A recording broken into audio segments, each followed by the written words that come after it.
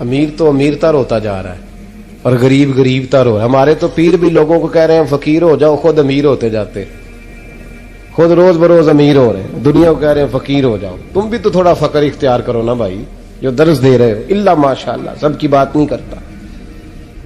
فرماتے ہیں کہ میں نا مزدور لینے گیا، بغداد کے چوک میں مزدور بیٹھے ہوتے تھے. میری ان مزدوروں میں سے نا ایک نوجوان بچے پہ نظر پڑی. بڑا کمزور سا وجود تھا لیکن چہرے پر عبادت کا نشان تھا. ماتھا بتاتا تھا کہ نماز کا بڑا خیال رکھتا ہے. میں اس کے قریب گیا. چہرے بھی بڑا کچھ بتاتے ہیں نا، چہروں میں بھی بڑی رانائی ہوتی ہے. فرماتے ہیں میں قریب گیا، میں نے اس کو کہا بیٹے مزدوری کرو گے؟ تو کہنے لگا مزدوروں میں بیٹھا ہوں تو حضور مزدوری کے لیے ہی تو بیٹھا ہوں. تو میں نے کہا کہ چلو پھر. کہنے لگا نہیں میری کچھ شرطیں. میں نے کہا بتاؤ. کہنے لگا پہلی شرط یہ ہے کہ لوگ 4 دینار دیہاڑی لیتے ہیں، میں 3 دینار لوں گا. میں نے کہا یار بھائی تو بڑی بہترین ہے، باقی بھی اس طرح کی رکھ لیں. اس نے کہا حضور دوسری شرط یہ ہے کہ میں آپ کی مکمل بات مانوں گا لیکن جب اذان ہو جائے گی پھر آپ کی نہیں سنوں گا. تیسری بات اس نے یہ کی کہ حضور میں آپ کے گھر میں کام کروں گا پر آپ کے کسی سوال کا جواب نہیں دوں گا. کہتے ہیں میں نے کہا یار تو بڑا عجیب ہے، شرطیں تو مالکوں کی ہوتی ہیں. کہنے لگا جی بہرحال میں شرطیں لگا کے جاتا ہوں. فرماتے ہیں میں اسے گھر لے آیا. کام میں نے اس کو بتایا تو جو کام مزدور سارے دن میں کرتا ہے نا اس نے 2 گھنٹے میں کر دیا. ہمارے مزدور سگریٹ پینے میں بھی تو آدھا گھنٹہ لگاتے ہیں نا، وہ چائے پینے جائیں تو پونا گھنٹہ وہاں. ان کو بھی تو دیانتداری کرنی چاہیے کہ نہیں کرنی چاہیے؟ نے معاہدہ کیا ہے نا جی تو پورا اترنا چاہیے نا. کہتے 2 گھنٹے میں. اب کام جب بندہ شروع کراتا ہے تو کام اور نکل آتا ہے. کہتے کام میں نے اس کو اور بتا دیا، وہ کرنے لگا. اس نے مٹی نکال کے رکھی تھی باہر رستے میں، تو اذان ہو گئی زور کی. اس نے وہیں کدال چھوڑی کئی اور چلنے لگا. تو میرا بیٹا کہنے لگا اس کو ذرا برابر کر دو. کہنے لگا چپ کر جا، تیرے باپ سے بات ہوئی تھی، جب اذان ہوتی ہے تو میں کسی اور کی نہیں سنتا، صرف اللہ رسول کی سنتا ہوں. کہتے ہیں مسجد چلا گیا، نماز پڑھ کے آیا تو دوپہر کا وقت تھا. میری بیوی کہنے لگی اس کو کھانا کھا لے. کہتے ہیں ہم نے کہا کھانا کھا لو. تو کہنے لگا میں نے روزہ رکھا ہوا، رمضان بھی نہیں تھا، نفلی روزہ رکھا ہوا. فرماتے ہیں شام ہوئی، میں نے 3 دینار دیے. تو میں نے کہا تیرا نام کیا ہے؟ کہنے لگا میں نے آپ سے کہا تھا میں کسی سوال کا جواب نہیں دوں گا. تو وہ چلا گیا. اگلے دن میں پھر لینے گیا اسے، کام کچھ اور نکل آئے. تو لوگوں نے بتایا وہ صرف ہفتے والے دن آتا ہے. میں نے کہا کیوں؟ کہنے لگے جی وہ کہتا ہے میرا ہفتے کا خرچہ 3 دینار ہے، جب 3 دینار کما لیتا ہوں تو باقی سارا ٹائم اللہ رسول کی ذکر میں گزار دیا کرتا ہوں. فرماتے ہیں جی اگلے ہفتے میں پھر لینے گیا. میں نے پورا ہفتہ انتظار کیا کہ کام اسی سے کرانا ہے. میں جب گیا تو میں نے کہا چلو. کہنے لگا میری شرطیں یاد ہے نا؟ اور میں نے کہا یاد ہے بھائی ساتھ چل. فرماتے ہیں کام کرایا. 2-3 ہفتے وہ آتا رہا. ایک ہفتے میں گیا تو لوگوں نے کہا حضور آج نہیں آیا. کیوں؟ کہنے لگے بیمار ہو گئے. کہاں گھر ہے؟ کہنے لگے بغداد کے قبرستان کے پیچھے جو کچی آبادی ہے اس میں رہتا ہے. فرماتے میں گیا، دروازے پہ دستک دی تو کہنے لگا حضور آپ ہیں؟ دروازہ کھلا ہے آ جائیے. فرماتے ہیں میں اندر گیا تو میں نے کہا تمہیں کیسے پتا چلا میں آیا ہوں؟ کہنے لگا حضور اللہ والے ہو آپ نہیں آنا تھا، ورنہ امیر تو غریبوں کا پتہ لینے کوئی نہیں آتے. کہتے میں قریب گیا تو کہنے لگا میں آپ کا انتظار کر رہا تھا، تیز بخار ہے تپ رہا. جیب سے کچھ پیسے نکالے. کہنے لگا یہ پیسے رکھ لیں. ایک انگوٹھی نکالی. کہنے لگا حضور آج رات کو میرا انتقال ہو جائے گا، ان پیسوں کا کفن خرید کے صبح جنازہ پڑھ کے مجھے دفن کر دینا، اور جب دفن کرو تو یہ انگوٹھی لے کے عصر کے بعد ہارون رشید کے پاس جانا. آپ اسے کہنا میں نے ملنا ہے پر وہ آپ کو ٹائم نہیں دے گا. آپ اس کو آواز دیجئے گا کہ تیری ایک امانت ہے میرے پاس. پھر وہ آپ سے ملے گا تو انگوٹھی دے دیں، پھر آپ میری طرف سے فارغ ہیں. حضرت فرمانے لگے تیرا نام؟ اور کہنے لگا حضور وقت تھوڑا ہے، آج رات میں نے جانا ہے، بڑی لمبی معافی مانگنی ہے رب کریم سے، اگر مناسب سمجھے تو مجھے اپنے رب سے تنہائی کرنے دے. فرماتے ہیں میں آ گیا اور اس کی باتوں نے مجھے ساری رات سونے نہیں دیا. فرماتے ہیں صبح بڑی مشکل سے سورج نکلا، میں گیا دروازے پہ ہاتھ رکھا تو دروازہ کھلا ہوا تھا، اندر داخل ہوا تو خوشبوئیں میرا استقبال کر رہی تھی، جب چہرے سے کپڑا ہٹایا تو اس کا تو انتقال ہو چکا، انتقال ہو چکا، ایسے ہے جیسے کسی کا دیدار کر کے سویا ہے۔ کہتے میں تو 2 آدمی لے گیا تھا جنازے پہ، پر پتہ نہیں دنیا کدھر کدھر سے آئی، کہاں کہاں سے، اکھاں جدو میٹیاں زمانہ مینو روے گا، اپنا تے اپنا بیگانہ مینو روے گا، اپنا تے اپنا۔ اور میاں صاحب نے کہا تھا بعد مرن دے مکھڑا میرا ہو جاوے جے تازہ، پھر سمجھ لینا محبوب میرے نے آن پڑیا جنازہ۔ اور کسی اردو کے شاعر نے کہا تھا میرے مرنے پہ ہر سو شور مچ جائے گا دیکھو گے، اللہ میرے مرنے پہ ہر سو شور مچ جائے گا دیکھو گے، کہنے الوداع سرکار خود تشریف لائیں گے۔ فرماتے ہیں میں تو 2 بندے لے گیا تھا پر پتہ نہیں مخلوق کہاں کہاں سے آئی، جنازہ پڑا، دفن کیا۔ ہارون رشید کے پاس میں عصر کے بعد گیا، میں نے بلانا چاہا پر بادشاہ تھا، میری طرف دیکھا ہی نہیں۔ میں نے اس کو کہا تیری ایک امانت میرے پاس ہے۔ فرماتے ہیں وہ مجھے کونے پہ لے گیا، کیا بات ہے، کمرے میں بلایا، میں نے انگوٹھی دی۔ ہارون رشید تو چیخے مارنے لگا، کہنے لگا انگوٹھی والا کہاں ہے؟ میں نے کہا وہ تو انتقال کر گیا۔ کہنے لگا مجھے قبر پہ لے چل۔ کہتے میں قبر پہ لایا تو وہ لیٹ گیا، تڑپ کے رونے لگا۔ میں نے کہا میرا کلیجہ پھٹ جائے گا، نہ اس نے کچھ بتایا نہ تو نے بتایا، یہ کون تھا؟ تو ہارون رشید کہنے لگا یہ میرا بیٹا تھا۔ میں نے کہا تیرا بیٹا اور مزدور؟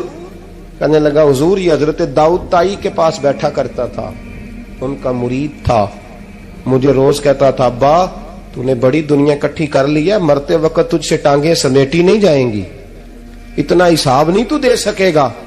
میں اس کو سمجھا دیتا، اس کی اماں سمجھا دیتی، یہ روز ہمیں کہتا چھوڑ دو آ جاؤ اللہ رسول کی بارگاہ میں جھک جائیں، ہم سمجھ۔ ایک دن یہ چلا گیا، کہنے لگا پھر تمہارا رستہ اور ہے اور میرا رستہ اور ہے۔ یہ سونے کی انگوٹھی غلطی سے اس کے پاس رہ گئی، غلطی سے ہیرے کی انگوٹھی چلی گئی۔ کہنے لگا دیکھو میرے بیٹے نے آج وہ بھی واپس کر دی ہے۔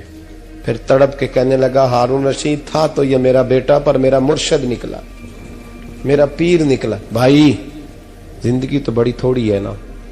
بابا صاحب نے کہا تھا اٹھ فریدہ ستیا، اور داڑھی آ گیا پور، اگا نیڑے آ گیا پچھا رہ گیا دور۔ اٹھ فریدہ ستیا خلقت ویکھن جا، متے کوئی مل جائی بخشیا تے تم ہی بخشیا جا۔ اٹھ فریدہ ستیا چاڑو دے مسیت، تو ستے رب جاگدا تیری ڈاڈے نال پریت۔ میرا رب ہمیں بھی اپنی بارگاہ میں قبول فرمائے۔ حضرت حبیب اجمی ایک بزرگ تھے، ان کے پاس ایک شخص اکثر آتا تھا، بڑا مالدار تھا، ایک ہی بیٹی تھی، وہ بھی ٹانگوں سے معذور تھی۔ تو آپ اکثر اس کو کہتے کہ تو توبہ کر، اللہ کی بارگاہ میں رجوع کر۔ ایک وقت ایسا آتا ہے کہ پھر انسان کا جب کوئی اپنا نہیں رہتا پھر اسے مصلی یاد آتا ہے، لیکن اگر مصلی کی عادت بچپن سے پڑ جائے نا تو پھر ذرا آسان ہوتا ہے اللہ سے دل لگانا۔ وہ اکثر آپ اس کو کہتے کہ ٹھیک ہو جائے، ایک ہی تو بیٹی ہے، وہ بھی بیچاری معذور ہے، تو کہاں دولت لے جائے گی۔ آج کرتا ہوں، ہم تاریخیں دیتے رہتے ہیں نا اللہ تعالیٰ کو معاذ اللہ کہ رمضان سے میں نے نیک ہو جانا ہے، عمرہ کر کے آؤں گا تو پھر میں پکا نمازی ہوں۔ خدا کے بندو، کس نے تجھے بتایا کہ رمضان تک تو زندہ رہے گا؟ کس نے خبر کی کہ عمرہ کرنے تک تو بچے گا؟ حضرت حبیب اجمی اس کو کہتے تو کہتا بڑی جلدی ٹھیک ہو جاؤں گا۔ ایک دن سویرے سویرے توبہ کرنے آ گیا۔ آپ نے فرمایا کیا ہوا؟ تو کہنے لگا حضرت جی کل ایک 15 سال کا نوجوان ملا ہے اور مجھے توبہ کرا گیا۔ مزہ ہی اس عمر میں اللہ اللہ کرنے کا، نبی کریم سے محبت بھی کرنی ہو تو یہی عمر ہے۔ عشق لگا سی کھیڈاں کھیڈ دی نوں تے پھر مینوں کھیڈاں بھول گئیاں، کجل پایا سی میں یار دے ویکھنے نوں، پھر او دی یاد وچ روندیاں ہی ڈل گئیاں۔ حیدر شاہ اس گلی کدے نہ رولدی پر ہن تے رول گئیاں۔ جن لوگوں نے ابو جال کو قتل کیا تھا ان کی عمر میں 15 سال تھی۔ ہم تو بڑے نہیں نہ ہوتے ساری زندگی، نہ ہمیں کو بڑا ہونے دیتا ہے، ہم بڑے ہی نہیں ہوتے، یہی تو عمر ہے کچھ کر گزرنے کی۔ 15 साल का नौजवान तौबा करा गया तो हजरत हबीब अजमी कहने लगे वो कैसे? कहने लगा हजरत जी मैं कल मंडी गया था, मुझे कुछ सामान खरीदना था, तो बगदाद के बाजार से मैंने मछली खरीद ली 10 किलो, बाकी भी सामान तब खुद ले जा नहीं सकता था। तो मजदूर आपको पता है बेचारे आज भी सड़कों पे बैठे हैं, तो मजदूर बैठे थे तो उनमें एक नौजवान 14-15 साल का, चेहरे पे बड़ी रोशनी। मैंने उसको कहा बेटे मजदूरी करोगे? कहने लगा हुजूर मजदूरी भी करता हूं, पढ़ाई भी करता हूं, और जो अल्लाह को मंजूर हो उसकी इबादत भी करता हूं। मैंने उसे कहा कि ये मेरा सामान है फलां जगह पहुंचाना, क्या लोगे? कहने लगा 3 दिनार मजदूरी। सौदा तय हो गया, उसने सामान उठा लिया। कहते हैं रस्ते में जोहर का वक्त हो गया। कहने लगा चचा अगर इजाजत दो तो नमाज पढ़ लूं। 15 साल का जवान। कहते मैं रख के ना वहां सामान तो फट्टे पे बैठ गया और नमाज पढ़ने चला गया। बाकी लोग देर से आए, वो बच्चा जल्दी आ गया। मैंने कहा बेटे आप जल्दी आ गए? कहने लगे नफल छोड़ दिए, आप यही ना समझ लें कि काम चोर है, मैं बाद में पढ़ लूंगा। कहते हैं वो दोपहर का वक्त, रमजान भी नहीं था, मैं उस बच्चे को नौजवान घर ले गया और मैंने अपनी बीवी से कहा कि बड़ा नेक है, नमाजी है, और रास्ते में ये भी हुआ है कि मैंने उसे एक दफा कहा है कि ये मुझे थोड़ी देर के लिए दे दो, गर्मी बड़ी है, तुम्हें पसीना आ रहा है, मैं उठा लेता हूं। कहने लगा नहीं चचा मैं रिस्क हलाल खाता हूं, अगर आप उठाएंगे तो मैं 3 दिनार मजदूरी पूरी नहीं लूंगा, फिर पैसे कम करूंगा, मैंने तय किया है कि उठाऊंगा। तो कहते हैं मैंने अपनी बीवी को बताया तो बड़ी मुतासिर हुई, कहने लगी दोपहर का खाना पक गया, उसे को रोटी खा ले। रमजान भी नहीं था। कहते मैं बाहर निकला, उसको 3 दिनार थमाए, तो मैंने कहा बेटे एक बात मेरी मानोगे? कहने लगा बताइए। मैंने कहा खाना पकाए खा लो। कहने लगा मैं माफी चाहता हूं, मैंने रोजा रखा हुआ है। हुजूर ने हुक्म दिया, हुक्म नबी करीम ने हुक्म दिया, बुखारी मुस्लिम की हदीस है। फरमाया नौजवानों अगर तुम्हारे पास ताकत है तो निकाह कर लो वरना रोजे रखो।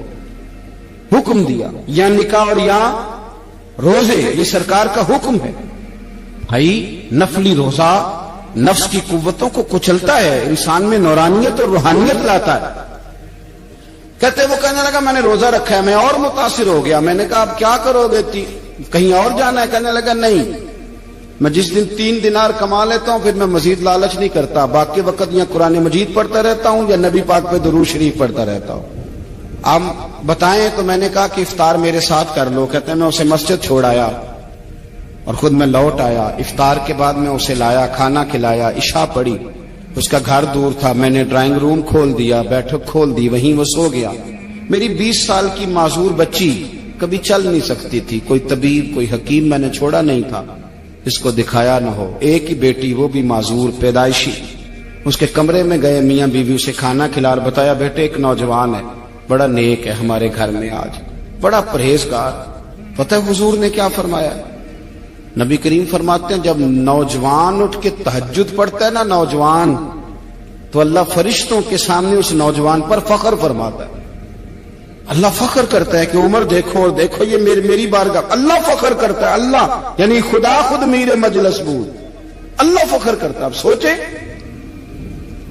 तो हमने अपनी बेटी को बताया कि नौजवान है और बड़ा नेक है। तो कहते हैं वो खाना खिला के हम वापस आ गए। आधी रात का वक्त हुआ तो दरवाजे पे दस्तक हुई। बच्ची अपने कमरे में सो रही थी, हम अपने कमरे में, वो बैठक में। घबरा के उठे कि इस वक्त कौन है दरवाजे पे? तो बेटी कहने लगी अब्बा दरवाजा तो खोलना। कहते हैं दरवाजा खोला तो 20 साल हो गए थे बेटी को, कभी उसने चल के नहीं दिखाया था, कभी दौड़ के उधर जाती, कभी इधर आती। कहती अल्हम्दुलिल्लाह अल्लाह ने मेरी टांगे ठीक कर दी। हम दोनों रोने लगे, हे अल्लाह तो कितना करीम है, कैसे हुआ बेटे सारा कुछ? बेटी कहने लगी अब्बा आपने कहा था ना कि नेक नौजवान आया है, तो मेरे दिल में ख्याल आया अल्लाह अगर वाकई नेक है तो उसके सदके मुझे शिफा ही दे दे। या अय्युहल्लज़ीना आमनुत्तकुल्लाह वब्तगू इलैहिल वसीला। तो कहने लगी अभी मेरी दुआ भी पूरी नहीं हुई तो रब करीम ने फजल किया है और मुझे शिफा अता कर दी। कहते हम दौड़ के उसके कमरे में गए और जब हमने हाथ रखा तो दरवाजा पहले से खुला था, एक खत छोड़ गया था। आजकल के पीर की करामत होती तो फेसबुक पे दे देता, बाकियों को भी जरा भूल पता चले। कहते हैं वो खत छोड़ गया अपने बिस्तर पे कि अगर तुम लोगों को मुझसे मोहब्बत हो गई है तो मेरे पीछे ना दौड़ना, उस रब की बारगाह में झुकना जिस रब ने मेरे ऊपर भी फजल फरमाया है और आप पर भी करम फरमाया। मेरे नौजवान दोस्तों, ये जो बचपना, हमें लोग कहते हैं ना अभी बच्चे हो, अभी जब आप बालिग हो गए तो नमाज फर्ज हो गई, सच बोलना जरूरी हो गया, रिस्क हलाल खाना जरूरी हो गया। हजरत अबू ज़र गिफारी रज़ी अल्लाह ताला अन्हु फरमाते हैं, मैं अपने मातहतों के हक में बड़ा सख्त था, सख्त थी मेरी तबीयत, मेरे गुलामों की जुर्रत ही नहीं थी कि वो मेरे सामने गुफ्तगू कर सकें और ठहर भी सकें। फरमाते हैं जिस दिन मैं कलमा पढ़ने गया, जिस दिन मैं हुजूर की बारगाह में, तो मैंने कहा हुजूर कोई खास नसीहत? तो नबी पाक ने फरमाया मेरी नसीहत तेरे लिए ये है कि जैसा तूने खाना है वैसा ही गुलाम को खिलाना है, जैसा तूने पहनना है वैसा ही गुलाम को पहनाना है।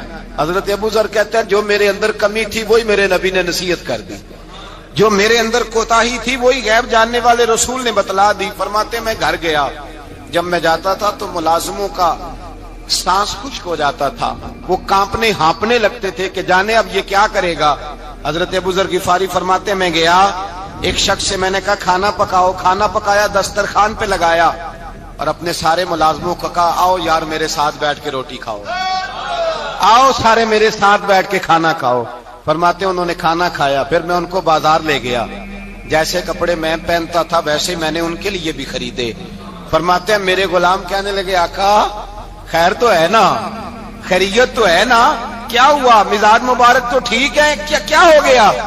और ये जो हम फिजा को इतना खूबसूरत देख रहे हैं और ये जो हम इतनी प्यारी रिमझिम बरसती देख रहे हैं, ये जारी रहेगी या एक दिन की है? तो हज़रत अबू ज़र गिफारी रो पड़े, कहने लगे अब तुम्हें अबू ज़र गिफारी बदला हुआ मिलेगा, इसलिए कि अब मैं वो नहीं रहा, अब मैं रसूलुल्लाह का कलमा पढ़ के गुलाम मुस्तफा बन गया हूँ, अब मैं बदल गया हूँ, मेरी तबीयत बदल गई। गुलामों के हक में हजरत मौला अली शेर खुदा गुलाम को लेकर के गए दुकान पर, हजरत मौला अली गुलाम को लेकर गए कपड़े की दुकान पर, 2 जोड़े खरीदे, एक कम कीमत का एक ज्यादा कीमत का, एक कम कीमत का एक ज्यादा कीमत का, 2 जोड़े खरीदे। जब वापस लौटे तो गुलाम से कहने लगे तू अपना ले ले। गुलाम को पता था कि उस जमाने में होता क्या था, उसने कम कीमत का जोड़ा उठाया। हजरत अली फरमाने लगे अजीब आदमी है, ये तो तेरा नहीं ये तो मेरा है। उसने कहा हुजूर किस तरह से? आप फरमाने लगे तेरे लिए कीमती जोड़ा इसलिए खरीदा है कि तू जवान है, और मैंने अपने लिए इसलिए छोटा खरीदा है कि मैं तो अब बूढ़ा हो गया हूँ, मुझे तो आदत नहीं। कहने लगा हुजूर बूढ़े और जवान का मतलब नहीं, आप अली हैं, मन कुन्तु मौला फाज़ा अलीयुल अली मौला, अली मौला, आप चूंकि मौला अली है और आप अमीरुल मोमिनीन है, लिहाजा आपने तख्त पर बैठना है, आपने सल्तनत को चलाना है, आप पे नहीं है। हज़रत अली फरमाने लगे तू मेरा गुलाम बना है ना, तूने अभी मेरे नबी का दीदार नहीं ना किया, तू बाद में आया है ना, अगर तू उस दौर में होता तो जान जाता कि ये अमल मेरा है, पर इसके पीछे जो नसीहत के फूल हैं वो मुस्तफा के अता फरमाए हुए हैं। तो भाई याद रखें नबी करीम सैयद आलम सल्लल्लाहु ताला अलैहि वसल्लम ने तायुन फरमाया मजदूर के हुकूक का, तायुन किया। हजरत हकीम बिन हिजाम कहते हैं मैं हुजूर की बारगाह में बैठा था तो नबी पाक सल्लल्लाहु अलैहि वसल्लम से मैंने कहा या रसूल अल्लाह आपको कौन सा आदमी पसंद है, कौन सा मेहनत करने वाला पसंद है? तो हुजूर ने फरमाया जिसके दोनों हाथ काम करें, दोनों पैर चलें और उसकी पेशानी पर पसीना आए, वो बंदा मुझे बड़ा अच्छा लगता है। जिसकी पसीना आए, आज लोग मजदूरी नहीं करते, दाएं बाएं देखते हैं, लोग अपने अंदर वो तवानाई, वो गैरत, वो खुददारी पैदा नहीं करते। भाई गर्दन को झुका देता है खैरात का पत्थर, जहां में मांगने वालों के सर कभी ऊंचे नहीं होते। और एक बार कहने लगे गैरत है बड़ी चीज जहां ने तगो दो में पहनाती है, ये फक्र को ताजे सरदारा। अपने अंदर ये तवानाई पैदा करनी चाहिए, ये कोशिश करनी चाहिए। मेरे नबी करीम सल्लल्लाहु अलैहि वसल्लम ने फरमाया तुम्हारे 5 गुनाह ऐसे हैं जो सिर्फ तुम मजदूरी करने जाओगे तो अल्लाह तुम्हारी मजदूरी की वजह से ही तुम्हारे गुनाह माफ फरमा देगा। अल्लाह तुम्हारी मेहनत और कोशिश के सबब से तुम्हारी उन गलतियों से दरगुजर फरमाएगा। हबीब करीम सैयद आलम सल्लल्लाहु अलैहि वसल्लम ने फरमाया मजदूर जब कयामत के दिन आएगा, भाई आलिम तो आया, सूफी तो आया, दरवेश तो आया, सहाबा तो आए, उनका आना तो शफाअत के लिए शुमार किया गया। मेरे मुस्तफा ने फरमाया जब मजदूर आएगा, मजदूर की सबसे बड़ी गलती यह है कि मजदूर अपने आप को नीच समझता है। मजदूर की सबसे बड़ी गलती यह है कि ये अपने आप को छोटा समझता है। इसकी ज्यादती यह है कि ये अपनी सोच को बड़ा नहीं करता, یہ سمجھتا ہے نہیں کہ بھائی میں تو دو ہاتھوں کی محنت کی کمائی کھاتا ہوں، یہ آرزو کرم اور میں آپ سے کروں، یہ بھیک اس کو دیجیے جس کا خدا نہ ہو۔ مزدور کی زیادتی یہ ہے کہ یہ اپنے آپ کو چھوٹا جانتا ہے۔ میرے مصطفیٰ نے فرمایا جب مزدور محنت کرنے والا قیامت کے دن آئے گا تو اس کا چہرہ اس طرح چمکے گا جس طرح 14ویں کا چاند چمکا کرتا ہے، اس قدر اس کا چہرہ چمکے گا جب آئے گا وہ صبح قیامت۔ میرے بھائیوں، مزدور ایک عظیم شخصیت کا نام ہے۔ محنت کرنا، اپنے دونوں ہاتھوں سے مشقت کرنا، جدوجہد کرنا۔ مجھے کئی سارے لوگ، میں جب ملک کے مختلف گوشوں میں جاتا ہوں تو کئی سارے لوگ کہتے ہیں آپ کے ابا جی کا مزار کدھر ہے، آپ کس مزار کے سجادہ نشین ہیں؟ تو میں ان سے کہتا ہوں میں سجادہ نشین نہیں، میں تو کسان کا بیٹا ہوں، اور میں اس شخص کا بیٹا ہوں جو رات کو 2 بجے اٹھ کے بھی گھر سے نکلتے تھے 2 نفل پڑھ کے، تو ہم پوچھتے تھے کہ اماں جی ابا جی کہاں گئے؟ تو کہتے تھے چند کھیتوں کو پانی لگانا تھا، اور رات کو رخصت ہو گئے۔ فخر کی بات ہے، یہ اعزاز کی بات ہے، یہ اعزاز کی بات ہے۔ ہم نے ساری زندگی ان کے ہاتھ پہ چھالے دیکھے، لیکن بات لفظ زبان پر یہی دیکھی کہ بیٹا عزت والا وہی ہوتا ہے جو اپنے ہاتھوں سے محنت کر کے روزی کھایا کرتا ہے۔ بھائی یاد رکھیں یہ اعزاز کی بات ہے، اعزاز۔ مزدور کا بیٹا فخر کرے، کسان کا بیٹا ناز کرے۔ وہ جو آدمی سویرے جاتا ہے ویلڈنگ کا پلانٹ لے کے کام کرنے، اس کا بیٹا ناز کرے۔ وہ جس کا باپ بھاوڑا چلاتا ہے، چھینی چلاتا ہے، تھوڑا چلاتا ہے، وہ ناز کرے۔ اور مزار صرف ان لوگوں کے نہیں ہوتے جو اللہ اللہ کرتے ہیں، ہو کرتے ہیں، وہ تو قابل اعزاز ہے اللہ کے بندے، ان کے بھی مزار ہوتے ہیں۔ مزار وہ بھی ہوتا ہے جس کو میرے مصطفیٰ نے فرمایا القاسم حبیب اللہ، جو محنت کرتا تھا، ہاتھوں سے جدوجہد کرتا تھا، وہ بھی تو اللہ کا دوست ہے نا، اس کا بھی تو مزار ہے نا، اس کی بھی تو قبر پر انوار ہے جو اللہ کا محبوب ہو کے گیا۔ تو بھائی اپنا اعزاز جانے سمجھے اس بات کو۔ میرے مصطفیٰ کریم صلی اللہ علیہ وسلم مزدور کو عزت دیتے، وقار دیتے، اور جو حضور کے گھر میں خادم ہوتے ان کی ناز برداری کرتے۔ ہمارے گھر میں جو بی بی برتن دھوتی ہے وہ ہمارے ساتھ بیٹھ کے روٹی نہیں کھا سکتی، اس کو یہ اجازت نہیں ہوتی۔ ہمارا جو مزدور ہوتا ہے نا، ایک صاحب کہنے لگے یہ بچہ میرے پاس کام کرتا ہے، اس کے ابا جی بھی کرتے تھے، تو میں نے کہا اس کا مطلب یہ ہے کہ تم نے آگے نہیں بڑھنے دیا، تم نے کہا مزدور ہی رہنا ساری زندگی، یہی رہنا میرے پاس، آگے نہ بڑھنا۔ میرے مصطفیٰ کریم سید عالم صلی اللہ علیہ وسلم کے پاس جو لوگ کام کرتے تھے، محنت کرتے تھے، مشقت کرتے تھے، ہمارا ملازم ڈرتا ہے، کامتا ہے، وہ بات کرتا ہے تو صاحب جی کہتے کہتے زبان تھکتی ہے، 100 دفعہ موڈ کو دیکھتا ہے، گالیاں کھاتا ہے بیچارہ، اس کی عزت نفس کو اچھالا جاتا ہے، اس کو رسوا کیا جاتا ہے، اور وہ بیچارہ رات کو رضائی میں منہ دے کے روتا ہے کہ یار میرے نصیب صرف اس لیے کمزور ہیں کہ میں غریب کے گھر میں پیدا ہوا ہوں۔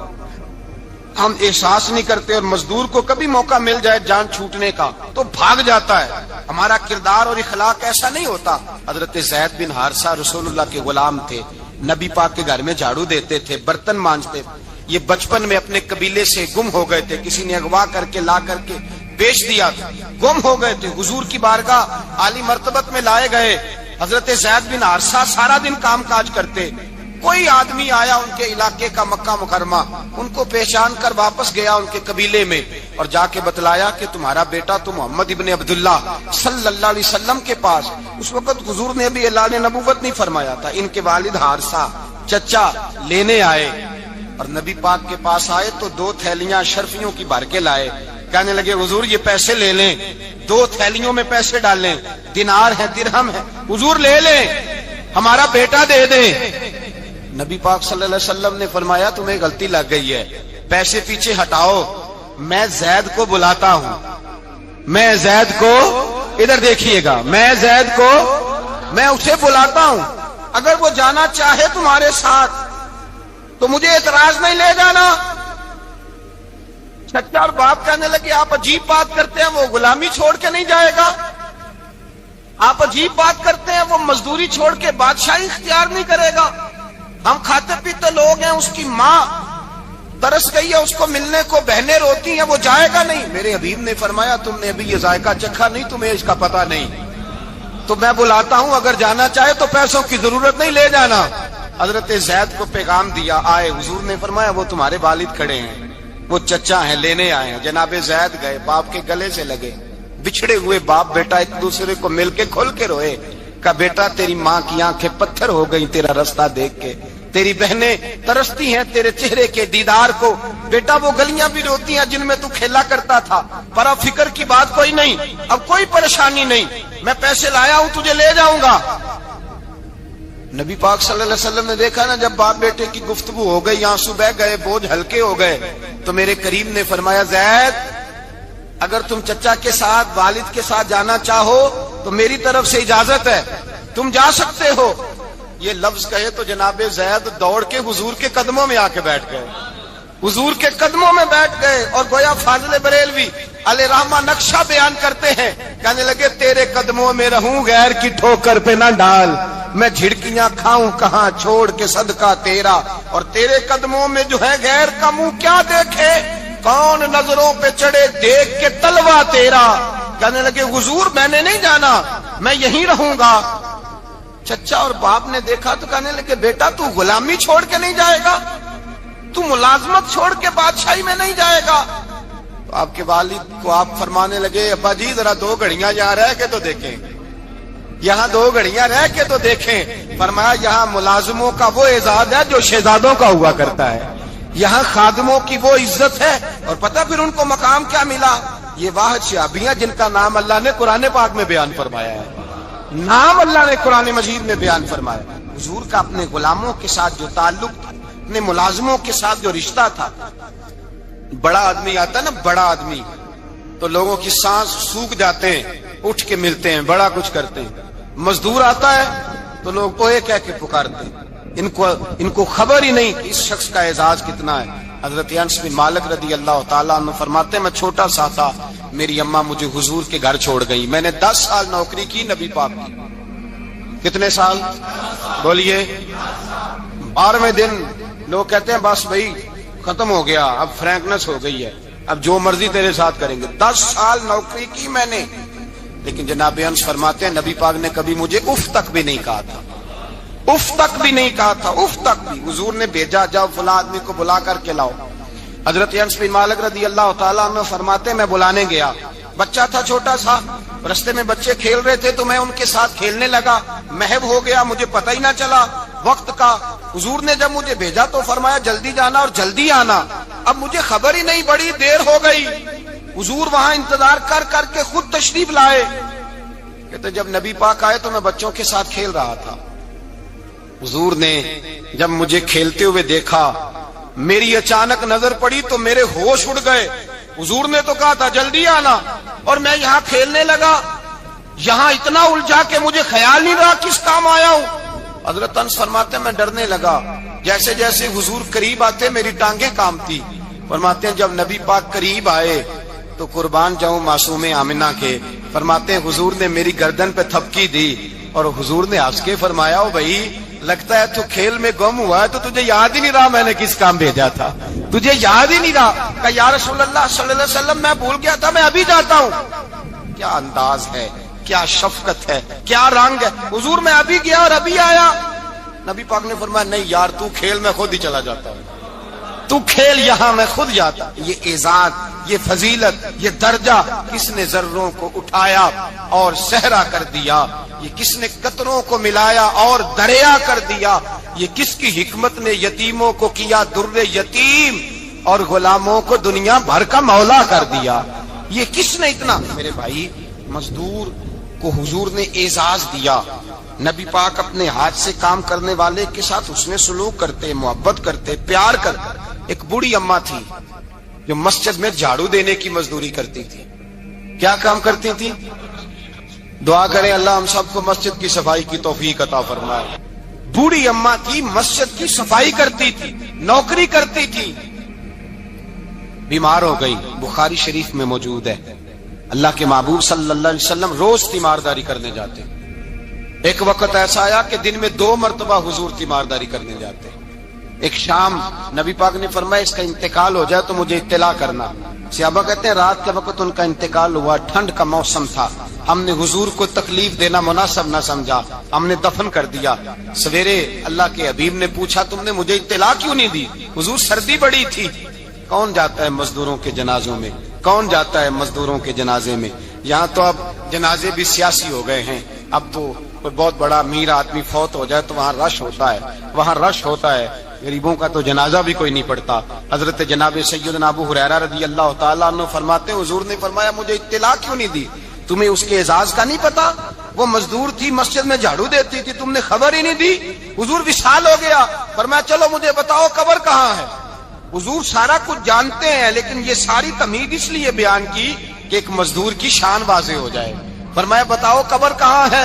صحابہ کہتے ہیں ہم قبر پہ لے گئے تو میرے نبی نے فرمایا صفے بناؤ میں دوبارہ جنازہ پڑھاؤں۔ اب بڑی خوبصورت بات آئی، ساری خوبصورت تھی، بڑی پیاری بات آئی۔ دنیا میں سب سے حسین چہرہ اللہ نے اپنے رسول کو عطا فرمایا ہے۔ نبی پاک کا چہرہ بھی حسین ہے، مکھ چند بدر شاہ شانی ہے، متھے چمک دی لاٹ نورانی ہے، کالی زلف تے اکھ مستانی ہے، مخمور اکھی ہے مد بھری۔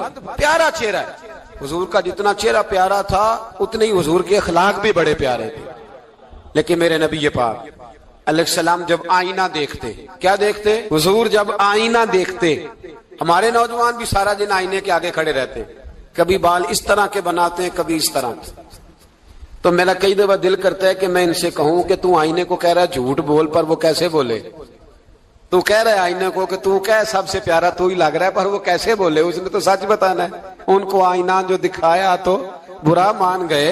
تو میرے عزیز یاد رکھیے گا نبی پاک صلی اللہ علیہ وسلم بھی آئینہ دیکھتے۔ آئینہ دیکھنا حضور کی سنت ہے، کوئی سنت سمجھ کے آئینہ دیکھے گا تو ایک دفعہ دیکھنے پر 100 شہیدوں کا ثواب ملے گا۔ لیکن نبی پاک صلی اللہ علیہ وسلم آئینہ دیکھتے کیا کہتے؟ اللہم انت حسنت خلقی فحسن خلوقی۔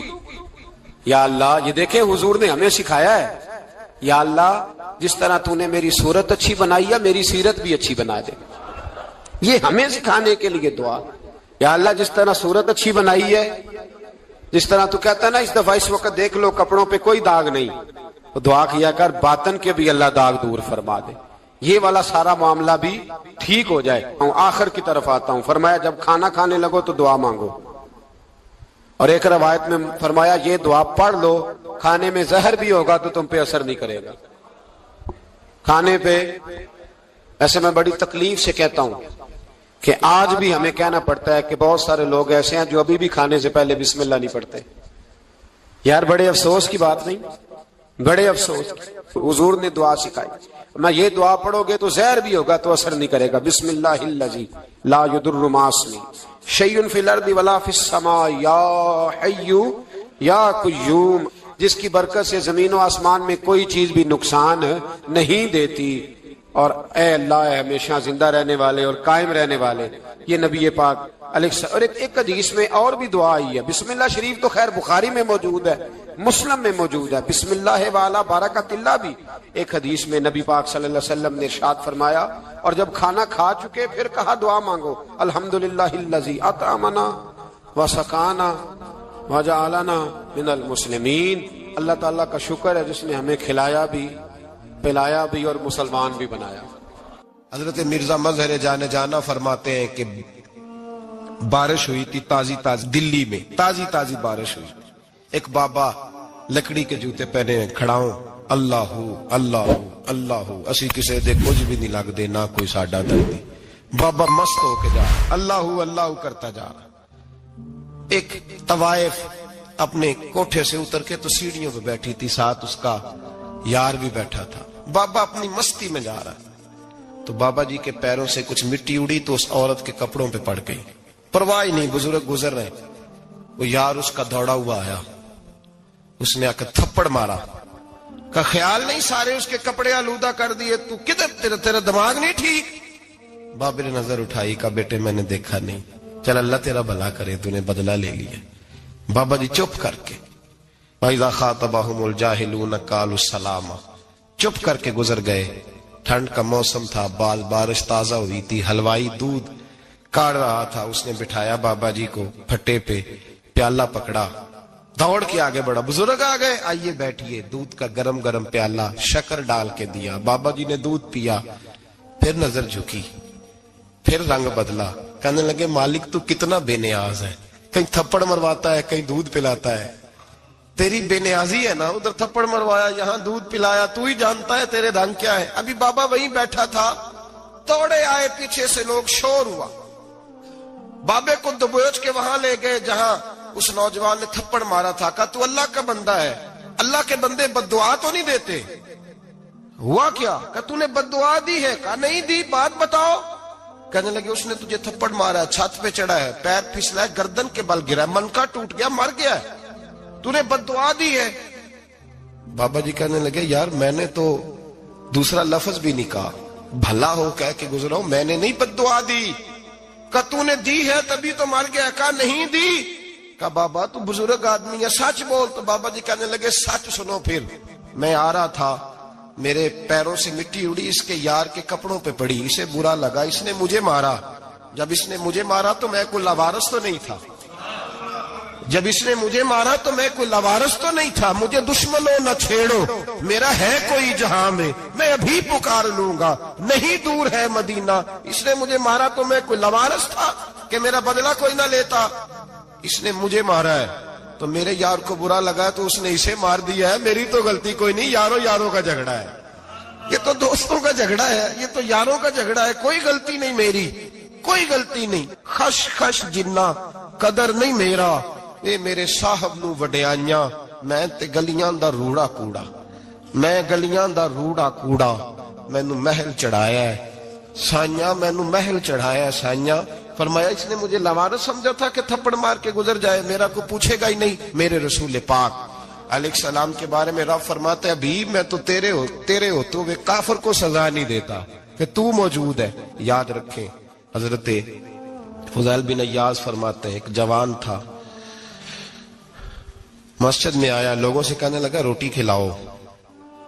کسی نے توجہ نہ کی. اس نے کہا میں رب بتانے والا ہوں, میری طرف دیکھو تو صحیح. کسی شخص نے خیال ہی نہ کیا. پھر اس نے کہا یار تھوڑا سوچو. نمازیوں سے کہا, اہل علاقہ سے کہا, انہوں تیری طرح کے بڑے درویش دیکھیں. مسجد کے محراب میں وہ رب کریم کا بندہ انتقال کر گیا. جب فوت ہو گیا نا, لوگوں کا مزاج ہے, بیمار کو دوائی نہیں دیتے, جنازے پہ وقت پہ پہنچ جاتے. جب کوئی گر رہا ہوتا ہے تو سہارا کوئی نہیں دیتا, جب کوئی گر جاتا ہے ٹانگ ٹوٹ جاتی ہے تو تیمارداری کو زمانہ پہنچ جاتا ہے. اور بزرگ وہ نوجوان اللہ کا نیک بندہ مسجد کے محراب میں فوت ہو گیا. حضرت فضیل ابن عیاض کہتے ہیں امام صاحب نے اعلان کیا چندہ دو, کوئی لاوارث فوت ہو گیا, کفن دینا. چندہ کٹھا ہوا, کفن خریدا, جنازہ پڑا, عشاء کے بعد دفن کر کے آئے. فجر کی نماز کے لیے جب امام اور مؤذن مسجد میں آئے تو چیخیں مارنے لگے, تڑپنے لگے, دور دور تک آوازیں پھیل گئی. دنیا دوڑی آئی, کیا ہوا؟ کہنے لگے وہ جو تم نے کفن پہنایا تھا وہ یہاں پڑا ہوا ہے, اور دیکھو کفن پہ تحریر لکھی ہے. تحریر کیا ہے؟ عرش کے مالک نے فرمایا میرے دوست نے روٹی مانگی تم نے دی نہیں, اس نے تمہیں میرے قریب کرنے کے لیے اپنی طرف توجہ کرائی, تم نے کی نہیں. اور میرا یار تمہارے کفن کا محتاج تھا, سنبھال کے رکھو اپنا کفن, میں نے اسے جنت کا لباس عطا فرما دیا, سنبھال کے رکھو. یہ کوئی لاوارثوں کا ٹولہ ہے؟ یاد رکھیں جو وارث والے ہیں, وارث والے ان کا رنگ اور ہے, جو ماننے والے ہیں ان کا مزاج اور ہے. اپنی زندگی لاوارثوں کی طرح نہیں. اللہ تعالیٰ اپنے بندوں سے بڑی ہی محبت فرماتا ہے. بغیر طلب کے, بغیر دعا کے رزق, مال, اولاد, صحت, عافیت, دوست, احباب, ماں باپ, یہ سب نعمتیں اللہ بغیر طلب کے بندوں کو عطا فرماتا ہے.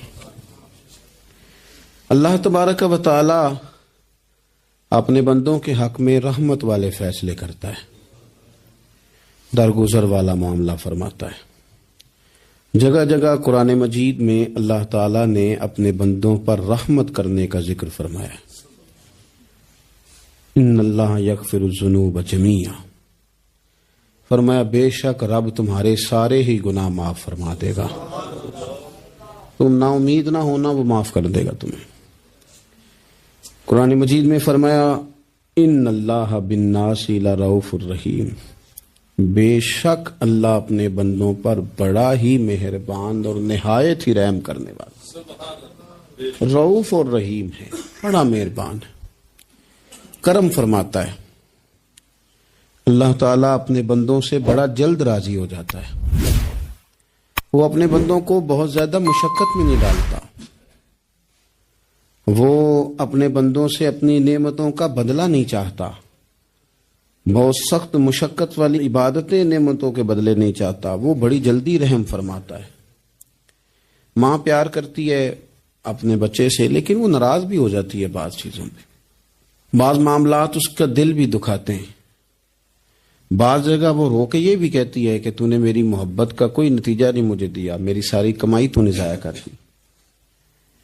والد بہت ساری جگہوں پہ ناراض ہوتا ہے، شکوہ کرتا ہے، کہتا ہے میری بیماریوں کی، پریشانیوں کی، بڑھاپے کی، کمزوریاں کا سبب بیٹے تو ہی بن گیا۔ یہ ساری تکلیفیں تو ٹھیک ہو جائیں تو میری شاید عمر بھی بڑھ جائے، صحت بھی ٹھیک ہو جائے، میں زیادہ دیر جوان رہ سکوں۔ ناراض ہوتے ہیں ماں باپ، اسی طرح ماں باپ راضی بھی ہو جاتے ہیں، وہ بڑی جلدی راضی ہو جاتے ہیں۔ میں اکثر کہتا ہوں کہ والد کو راضی کرنے میں 5-7 منٹ لگ جاتے ہیں، اماں تو 1.5-2 منٹ میں راضی ہو جاتی ہے۔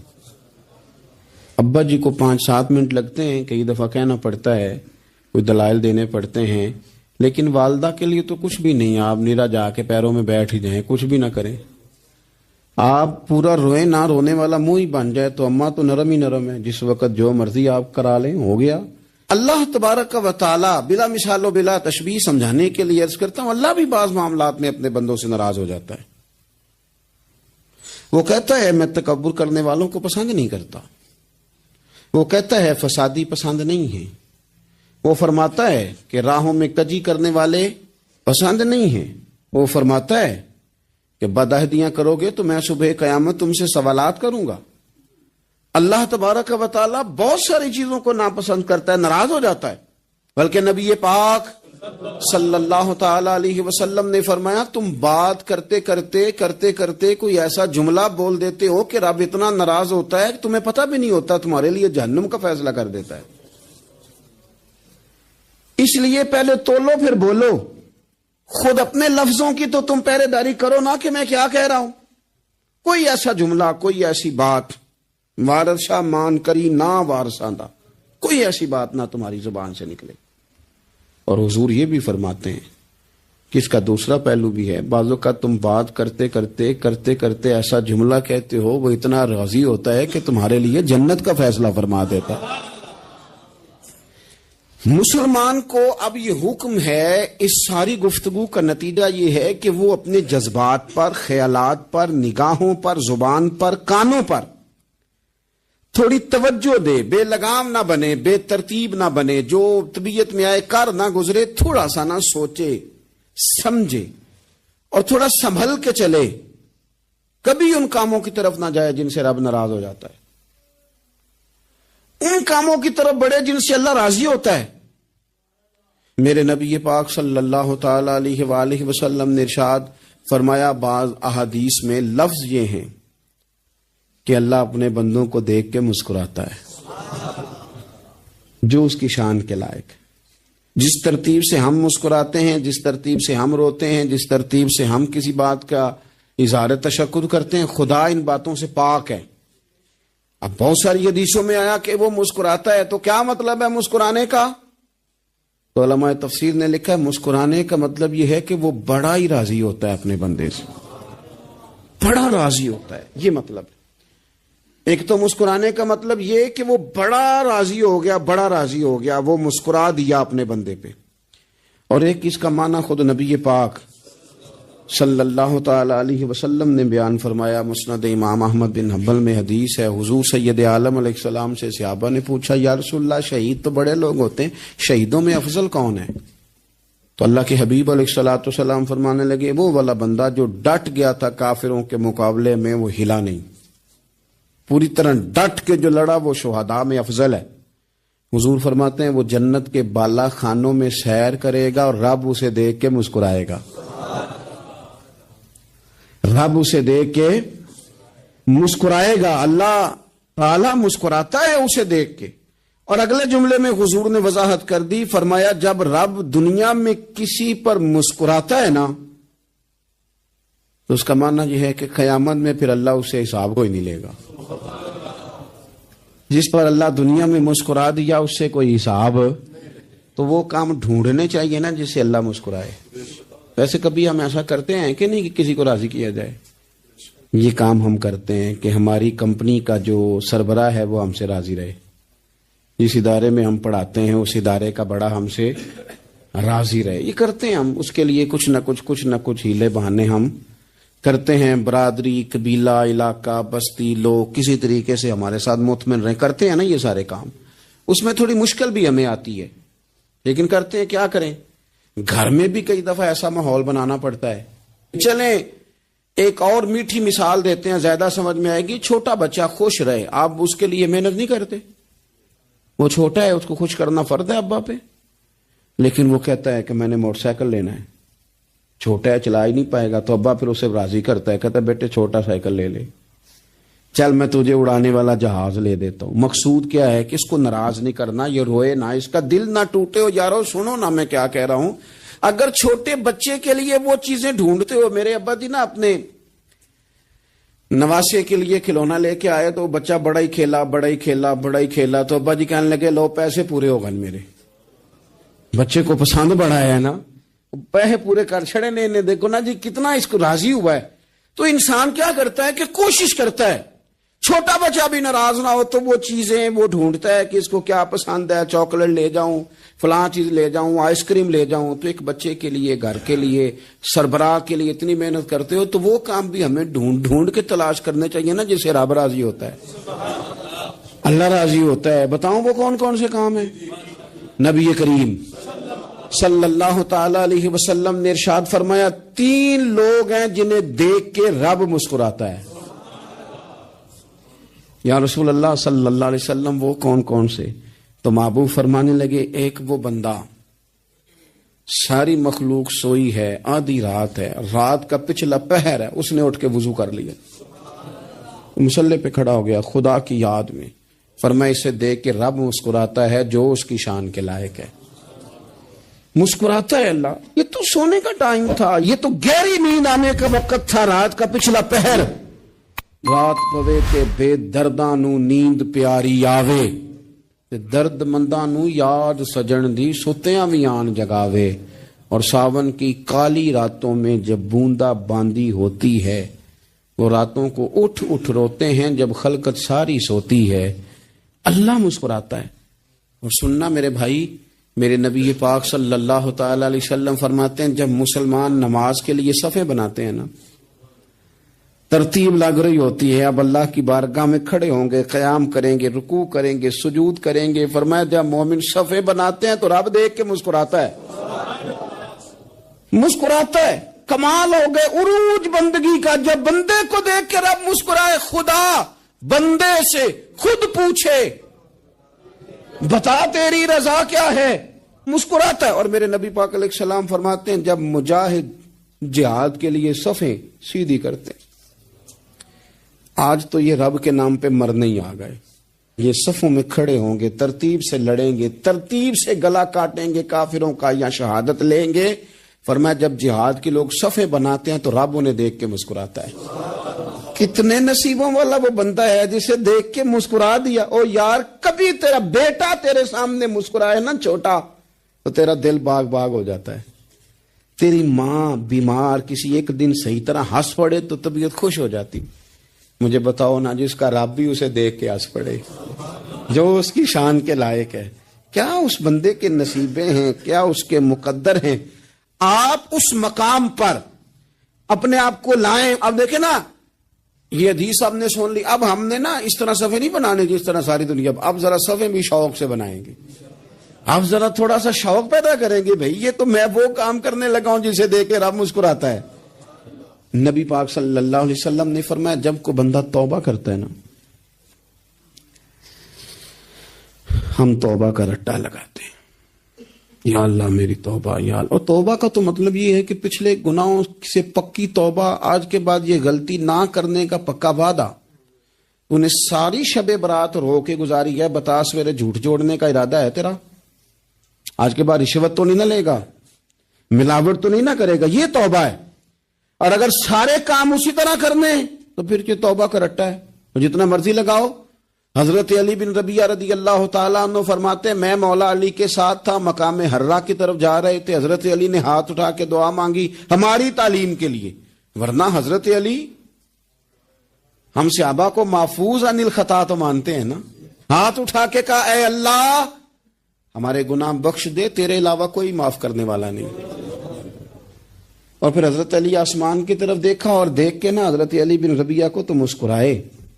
حضرت علی بن ربیعہ کہنے لگے حضور مسکرائے کیوں ہو؟ فرمانے لگے ایک دن میں حضور کے ساتھ اسی طرح آیا تھا، اسی طرح حضور نے دعا فرمائی تھی ہماری تعلیم کے لیے، اور پھر حضور مجھے دیکھ کے مسکرائے تھے اور فرمایا جب کوئی بندہ رب کی بارگاہ میں اس طرح استغفار کرتا ہے تو رب مسکراتا ہے اور مسکرا کے فرماتا دیکھ لو میرے بندوں کو پتا ہے کہ میرے علاوہ معاف کرنے والا کوئی نہیں.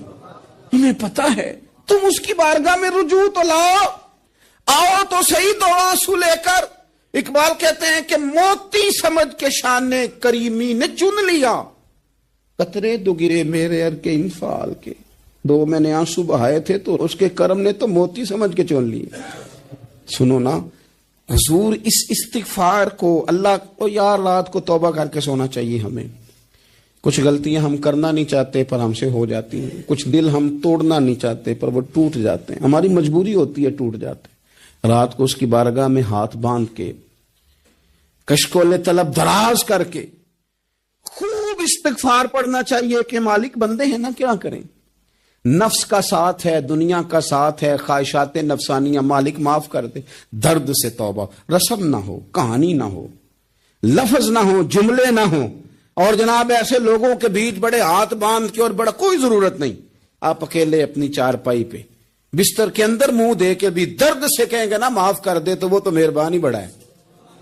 میرے نبی پاک صلی اللہ علیہ وسلم مثال دیتے ہیں، فرمایا ایک آدمی صحرا میں جا رہا، صحابہ سے حضور خطاب کر رہے ہیں، فرمایا ایک آدمی صحرا میں جا رہا تھا، اس نے اپنی اونٹنی پہ کھانا پانی پیسے ہر چیز رکھی ہوئی تھی. صحرا تھا بہت بڑا، درمیان صحرا کے گیا تو تھوڑا سا سستانے کے لیے آرام کرنے کے لیے اونٹنی سے نیچے اترا. اب اس نے اونٹنی کی لگام، اونٹنی کی نکیل اپنے سرہانے کے نیچے رکھی، ہاتھ کے ساتھ پکڑی اور سو گیا. تھوڑی ہی دیر کے بعد جب اس کی آنکھ کھلی تو دیکھا اونٹنی غائب ہے.